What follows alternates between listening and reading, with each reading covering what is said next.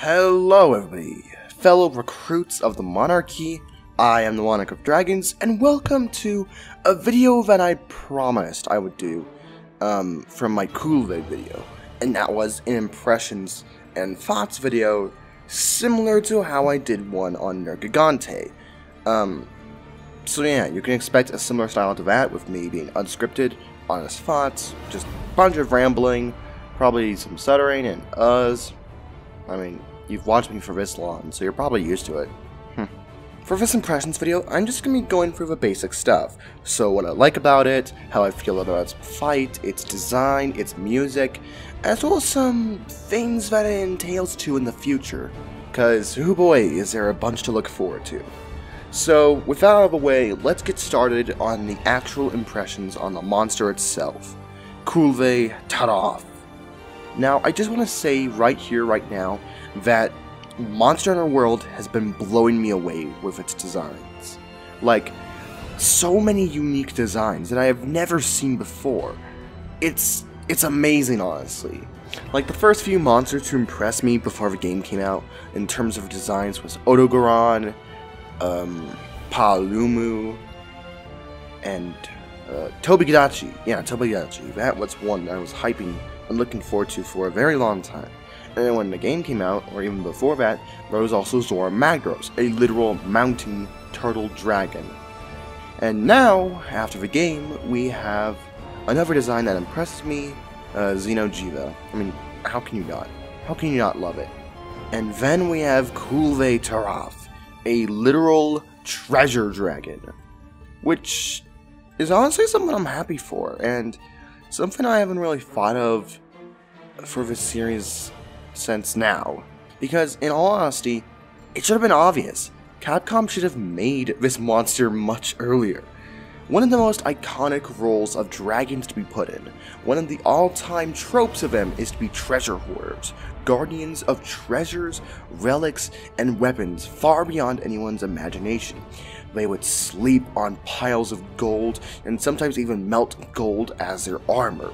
It makes total sense to make a monster based off that exact concept and trope that dragons become so iconic for, like Smaug from Lord of the Rings.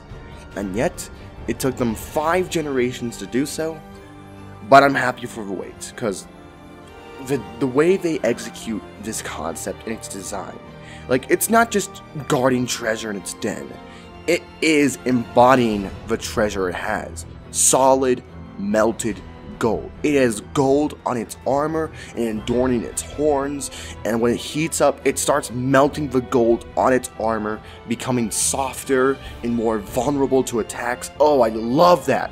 Freaking seeing how your attack power changes as the monster decides, okay, enough is enough, I'm being serious now.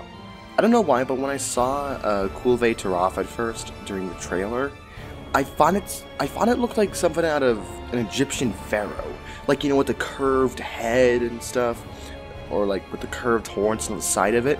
That's what it kind of reminded me of. And when you pull back the gold mantle that's on the horns, I can kind of see why, because it looks like a very similar pattern to that of the Egyptian helmets and heads, and what they look like. And I've heard also some people say that Kulve Taroth is based off the legend of the Golden Fleece, and due to its ram horn design, which, yeah, I can see that. You know, both are plausible. And I just love its look outside when it has its treasure form. And of course, when it releases itself from its treasure armor, you know crap is getting serious. Let's talk about the fight now. And it is unlike any other fight in the series. Like, I'm saying this right now, it is possibly one of the best fights in the entire franchise. Dead serious. Frickin', this fight embodies so many traits and personalities and quirks, I guess, of past siege battles, and just everything good about an Elder Dragon battle, especially one that takes place with you pursuing it or hunting it down. It just incorporates all of it and melds it together into one perfect masterpiece. and it's all divided into 4-phase beauty. Now let me just say this right now, I never expected this monster to have 4 phases. I expected it to have 2 phases at the most, and maybe even 3, I don't know, but I never expected a 4th phase. This is straight up Raviente from Frontier, and that makes me excited for what they could do in the future in terms of Elder Dragon battles and how they can make it really feel like a final battle. In fact, I would say that Kulve Taroth feels more like a final boss battle than Xeno'jiiva. And I like Xeno'jiiva. I think its design is cool, and I personally like its battle.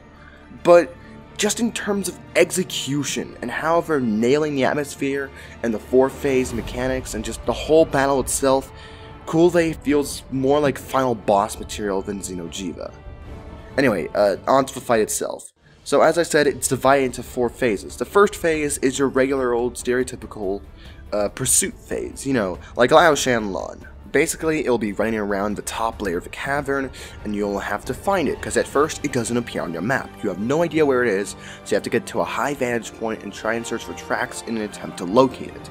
Once you do locate it, you will pursue it throughout the top layer of the cavern, and try hunting it down, whether that's through using the traps around you, like the boulders, to the cannons that have been laid down, which can do some serious damage if you time them well, or just simply hunting him down on foot, which is, you know, always a strategy. I find Lance works the best for that, just in terms of pursuing him. And then once he gets far enough in, and once you do enough damage, he will move on to the second phase, where it goes on to a more confrontational kind of thing. You know, like Cedeus. Cedeus' second phase, where it will start actually picking a fight and will actively be attacking you. It's done running or hiding, it's now attacking you, and let me just say this, its attacks are deadly. Like, they're very slow and telegraphed, and you can tell that they're coming, but if you get hit by them, you're in for a world of hurt. Like, that freaking body slam and that Royal Ludroth roll is the bane of my existence. And if there's one negative I can say about Kulve, is its hitboxes. Like, it's straight up there with Nergigante in terms of how bad it is. Like, when it's doing its Royal Ludroth roll, you can be less than a centimeter close to it. You can be so far away from the Royal Ludroth roll, just at the very end of the tail, and it will still hit you. So, that kind of threw me off while I was fighting it for the first time, and even now, it's still kind of annoying. In the second phase, there's all these, bugs that are scattered around the ceiling for you to grapple onto, so you can use them to either avoid attacks or be able to do jump attack, which, you know, is always nice, as it will be kind of boring to just have to be a flat field. And there's also hills you can climb off of and jump off of if you really want to, but it has to be near those if you want to do some damage. Once you do enough damage, it will melt through the next wall and will begin its descent into the lava layer. And it's pretty much the same thing as before, though now there's environmental traps for you to use, so this is the phase where you really need to use every environmental trap at your disposal. Use all 3 of the boulders hanging from the ceiling to deal some massive damage, like 1500 damage per piece, and then there's also the lava plumes in the area that actively go off, so if you keep her around those areas when lava plumes go off, and hit her with all the boulders, you should deal a ton of damage and probably be able to break off the parts very easily. And of course, this is where she starts getting real serious. This is where she'll start attacking more aggressively, faster, and will start doing more things with her fire breath, besides just a straight up straight line upward swoop. She'll now aim it down at her legs and basically melt the gold that's on the floor and burn away at your life. Let me just say this right now. Do not be anywhere close to her when she does that. Just, no matter what, you are dead. You are straight up dead. Or at least, if not dead, very low on life if you get hit by this thing or endure through it. I've tried countering this thing. I've tried blocking it. It doesn't work. Don't try countering it, because you'll still end up being melted. And even if you have Fire Mantle, a Vitality Mantle, or Rock Steady, it will still melt away your life. It is ridiculous how powerful this is. It is possibly one of the deadliest attacks in the game, right up there with Nergigante's Dive Bomb. And I've had plenty of times myself where I die from it or have another person die from it. It is a real deadly attack. And it depends all on what position she aims it at and what she's doing in terms of the fire breath. But if she's just simply lying down on all fours and aiming down at, say, one of her front legs, stick to the back side or the tail. Normally the fire doesn't reach that far behind her and you can get some damage in while she's burning everything in front of her. But if you're in the fourth phase and she does her hind leg, Shin Godzilla Beam, you're out of luck. Speaking of fourth phase, this is arguably the hardest phase in the entire battle, and arguably one of the hardest battles in the entire game. I'm dead serious. You could be doing so well up till now in terms of battle, no feints, no cards, nothing, and just everything falls apart at this phase. And that's because it loses its gold mantle. Because before now, while its attacks were powerful, at least they had a telegraph and you could see them coming. They were slow, powerful, but you could see the tells. In the fourth phase, you're out of luck.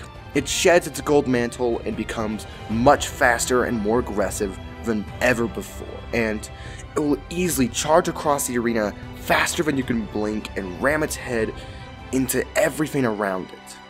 And this, of course, the phase will use the fire breath Shin Godzilla Beam, where it will just burn everything around it in the cavern, in its nest, and even cause the ceiling around you to start melting and start dripping lava puddles of gold. And that's something you don't want to be touched by. Bad touch. Stranger danger. No thanks. What makes this phase even worse in terms of its difficulty is there's no traps.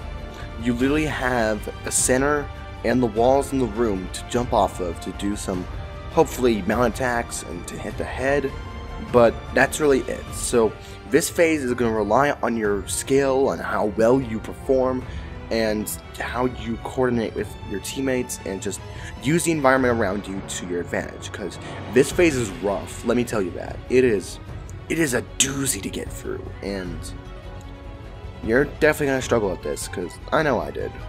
I said before that it encapsulates so many features of the siege function, and I'd argue it's the best siege boss in the entire franchise, and possibly one of the best bosses in the entire franchise, and that's because how it just blends together all of these mechanics and all the traits of a raid boss or siege boss, and just does it so well.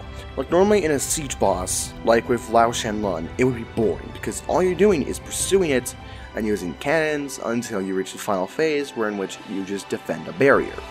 And these problems apply to a bunch of other monsters. In fact, Sideus and Gen Moran also apply to it somewhat, since you pursue them both and you use siege weapons.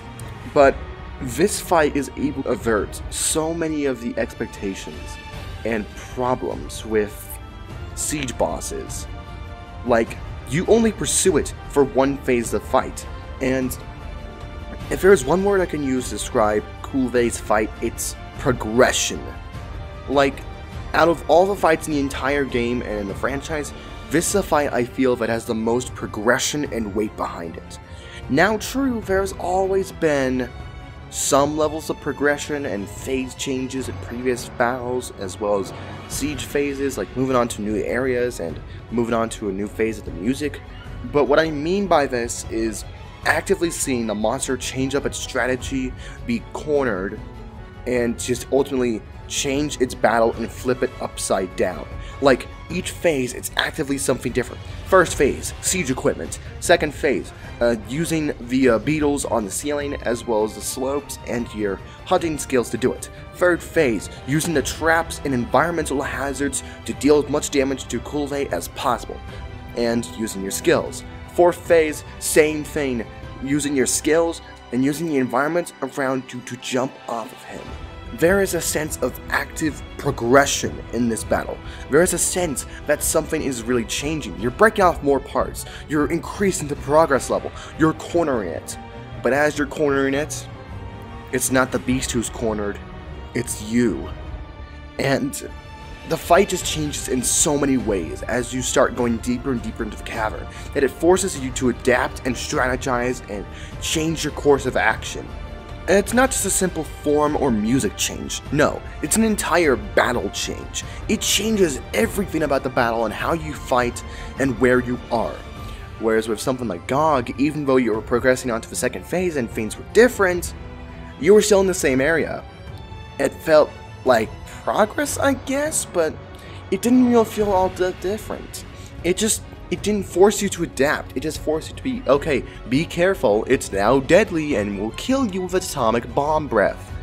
Whereas with this fight, it forces you to adapt and strategize and use everything at your disposal, from the environment to your items to your teammates, and proper team coordination is your best and greatest thing in this battle. Let me tell you that, because you're going to need all the help you can get in this battle. Normally, I'm not one to say, oh, difficulty is a good thing, since I believe fun is a better thing, but Kulve nails the difficulty in a way that makes it fun. It's challenging, and it actively switches up the challenge and ramps it up. It's a progressive slope battle. It starts off not too hard, it gets a little bit harder, and it just goes up from there. It's always changing in terms of difficulty, strategy, and what you should do. And it changes the difficulty in a way, in a proper slope format. Like, it's constant, it's steady, instead of just a single cliff that just is a single difficulty spike, and just, that's it. That's the difficulty. Like, Kieran, that's just a single spike in itself, the entire battle. There is no curve, it's just a single spike and that's it. Whereas with this battle, it's a curve, and it's steady, it's paced nice and well and slow, to the point where you can adapt to what the monster's going to do and not be totally wrecked by it, while still having a level of danger coming from it. That's all in terms of its fight, and overall, I think it's one of the best fights in the entire franchise, and it may just be one of my new favorite monsters of all time. Like, I'm dead serious, this guy is amazing in terms of battle, and if you have not fought him yet, do it now. Though, PC people, I'm sorry, you're gonna have to wait till a later date.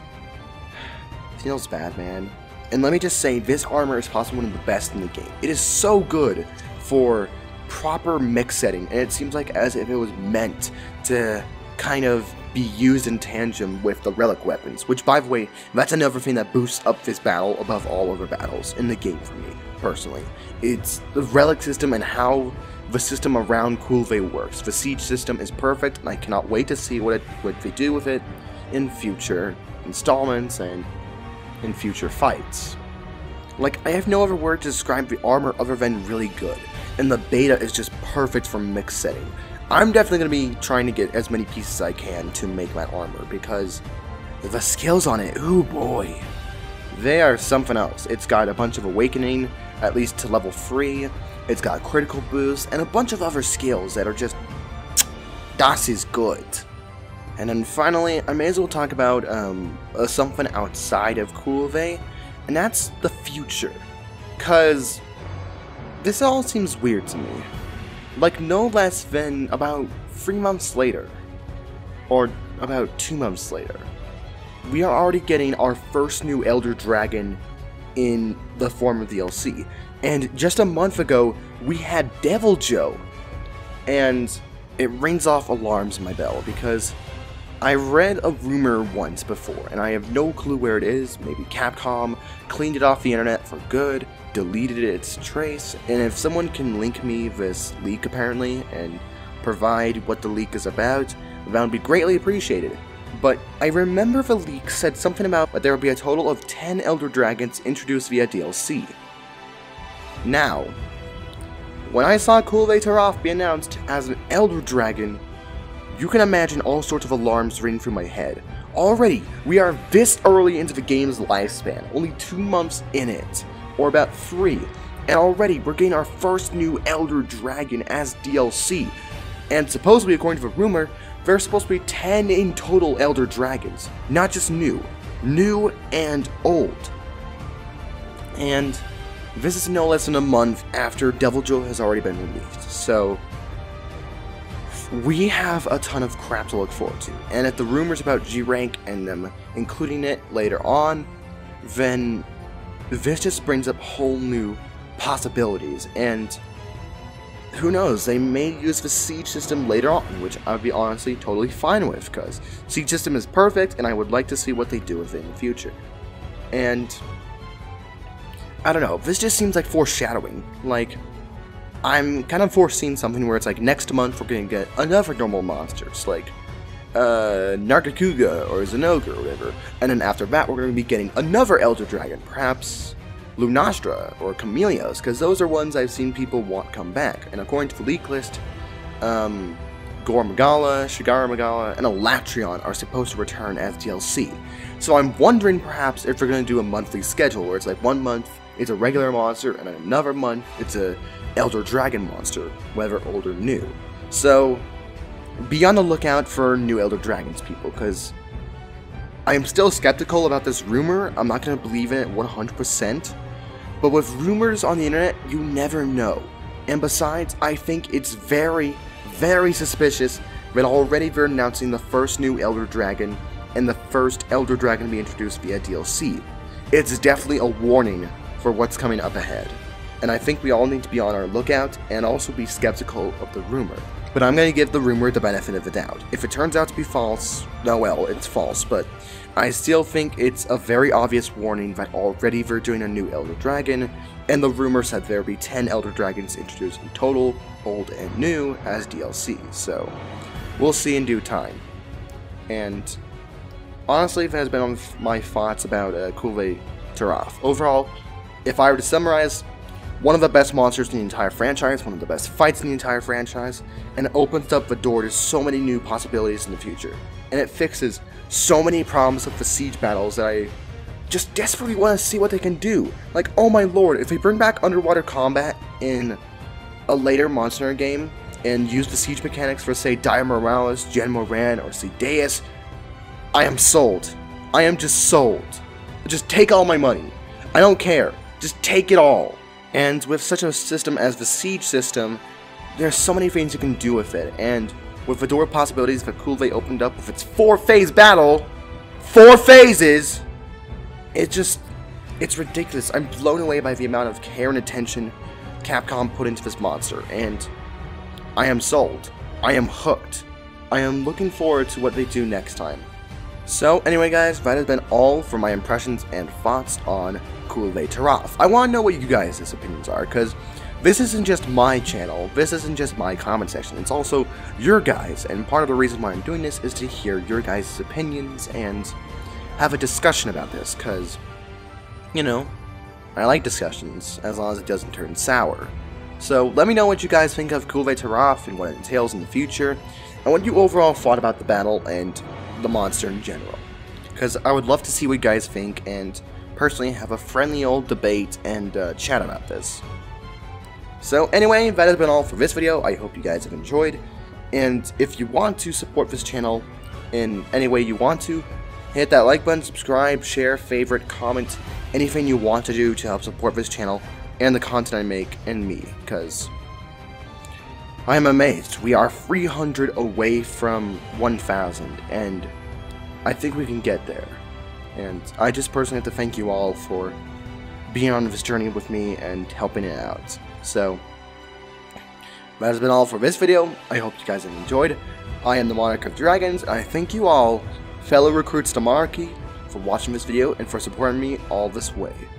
Until next time, people. Kulus Volt!